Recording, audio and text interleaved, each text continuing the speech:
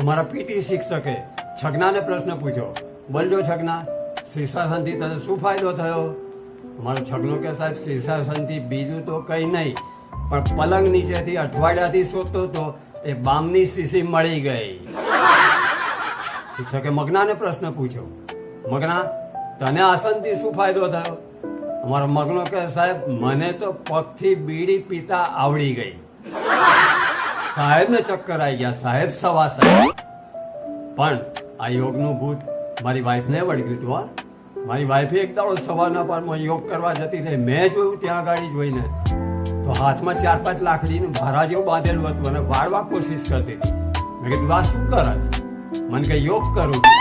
અરે મેં કીધું આવા યોગ? આ શું કરું છું? તારે લાકડી વાળું છું. અરે ભાઈ આ આવા યોગ હોતા હશે? મને કે આ ચોપડીમાં લખ્યું છે. એટલે ચોપડીમાં શું લખ્યું છે? મને કે સૌથી પહેલા 5 લાઠી વાળો. મેં ચોપડી જોઈ, મેં તારો બાપ 5 લાઠી નહીં પલાઠી વાળો.